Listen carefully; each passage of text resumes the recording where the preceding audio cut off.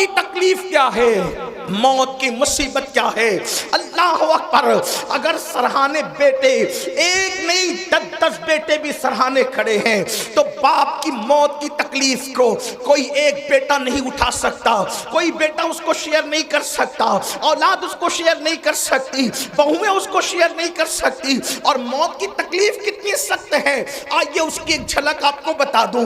اپنے مسائل کا حل یاد رکھنا صرف تعویذات کے اندر نہیں ہے، تعویذات میں ڈوبنے والی میری سنی قوم سن لو، ہر مشکل کا علاج تعویذ نہیں ہے۔ تعویذات میں سحر اور جادو کا علاج تو ہو سکتا ہے، لیکن ہر مشکل کا علاج نہیں ہے، ہر مصیبت کا علاج نہیں ہے۔ تعویذات پر تکیہ کر کے بیٹھنے والی میری قوم، تیرے لیے تو اللہ کے رسول نے نسخہ کیمیا عطا کیا ہے۔ سن لو موت کی تکلیف کیا ہے۔ اللہ اکبر، صحابی رسول حضرت سیدنا عمرو ابن عاص رضی اللہ تعالیٰ عنہ ارشاد فرماتے ہیں، جس کو فقیہ ابو اللیث سمرقندی لکھتے ہیں، کیا لکھتے ہیں؟ اللہ اکبر، جب کوئی انسان دنیا سے جا رہا ہو، جب کسی کی روح نکل رہی ہو، جب کسی کو موت آ رہی ہو، اللہ اکبر، یہاں نیک اور بد کی تمیز نہیں ہے، یہ نیک اور گنہگار کی ابھی یہاں پر تفریق نہیں ہے، یا مطلقاً سب کے لیے بیان کیا جا رہا ہے۔ جب کوئی دنیا سے جاتا ہے، چاہے نیک ہو یا گنہگار، اس کے سینے پر ایسا بوجھ لگتا ہے، ایسا لگتا ہے کہ جیسے زمین اور آسمان کو اس کے سینے پہ رکھ دیا گیا ہو۔ اگر کسی کے سینے پر زمین اور آسمان رکھ دیا جائے تو اس وقت اس کو کتنی تکلیف ہوگی، اس وقت اس مرنے والے کو تکلیف ہوتی ہے۔ اپنے کانوں میں ایئر فون لگا کر گانے سننے والے جوانوں کی توجہ چاہتا ہوں، شراب کی نشستوں کو آگ آباد کرنے والوں کی توجہ چاہتا ہوں، رات رات بھر انٹرنیٹ پر بیٹھ کر زنا کے مناظر دیکھنے والوں کی توجہ چاہتا ہوں۔ میرے بھائیوں غور تو کرو، ایک منزل وہ آپ پر بھی آنی ہے، وہ مجھ پر بھی آنی ہے۔ وہ منزل کون سی ہے؟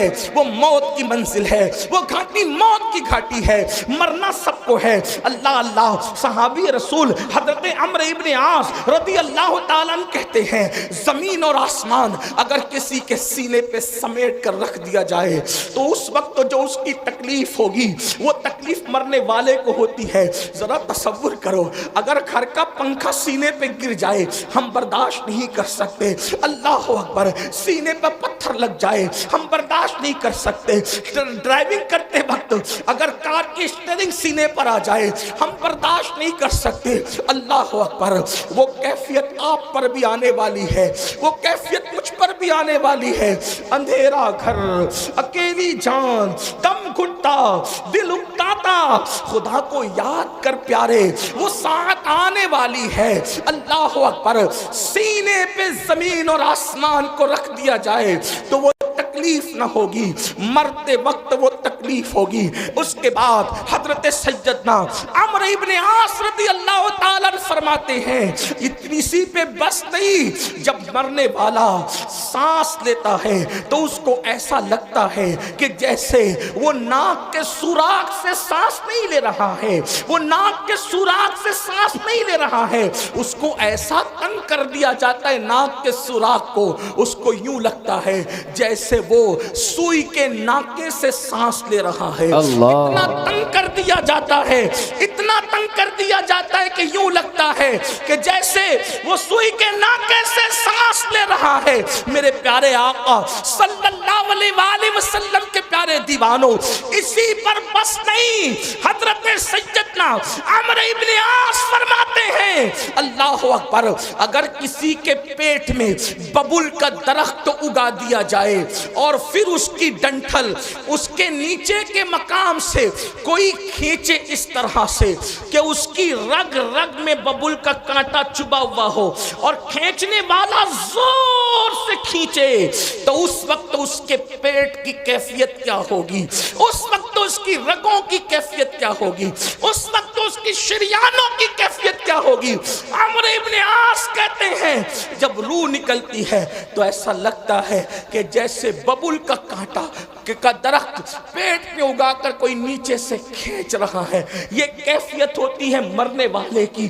حضرت موسیٰ کلیم اللہ فرماتے ہیں زندہ بکرے کی کھال ادھیڑی جائے تو اتنی تکلیف نہیں ہوتی جتنا تکلیف مرنے والے کو ہوتی ہے۔ اللہ کے سچے نبی غیب دا فرماتے ہیں ایک انسان کو 313 تلواروں سے ایک ساتھ حملہ کر کے مارا جائے تو 313 تلواروں کی ضرب اتنا تکلیف نہیں پہنچاتی جتنی تکلیف انسان کو موت کے وقت ہوتی۔ یہ موت کی تکلیف ہے اور اتنی پیاس لگتی ہے کہ اگر 7 سمندروں کا پانی منہ میں نچوڑ دیا جائے تو وہ پیاس کو کوئی بجھا نہ سکے، اور رشتہ دار چمچے سے پانی انڈیل رہے ہوتے ہیں۔ اب اس ایسی تکلیف کبھی دنیا میں سنی، ایسی تکلیف کبھی دنیا میں دیکھی؟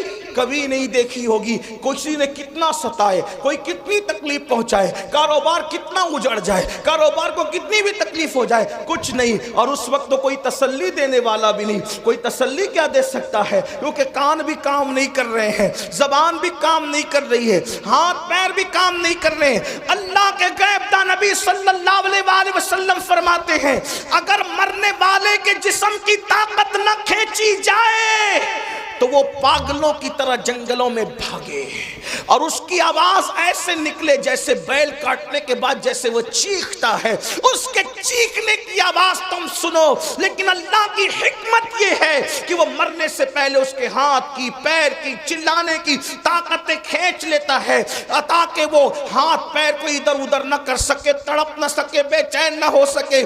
اگر لوگ مرنے والے کی اس موت کی کیفیت کو جان لیں تو شادیاں کرنا چھوڑ دیں، شادی شدہ بیویوں کے پاس جانا چھوڑ دیں، فرمایا اچھے کپڑے پہننا چھوڑ دیں، اچھا کھانا کھانا چھوڑ دیں، اور لوگ استغفار کرتے ہوئے جنگلوں میں پاگلوں کی طرح بھٹکتے رہیں۔ مرنے والے کو موت کے وقت جو تکلیف ہوتی ہے وہ تکلیف جانوروں کو پتہ چل جائے تو تم کو گوشت کھانے نہ ملے، جانوروں کی چمڑی سے ان کی ہڈی سے ان کی چمڑی لگ جائے، جانور جو ہے وہ گوشت ختم کر دیں، یہ کیفیت ہے مرتے وقت کی۔ لیکن اب سننا مسلمانوں، میرے اسی نبی نے جس نے یہ تکلیفیں بیان کی فرماتے سورہ یاسین پڑھو، اگر تم قرآن کی تلاوت مرنے والے کے پاس کرو گے تو قرآن کی تلاوت کی برکت سے اس کی یہ سب تکلیفیں ختم ہو جائے گی، تکلیفوں میں آسانی ہو جائے گی۔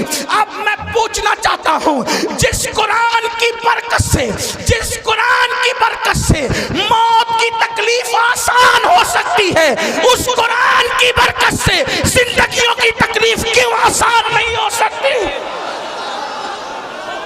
اندازہ فرمائیں۔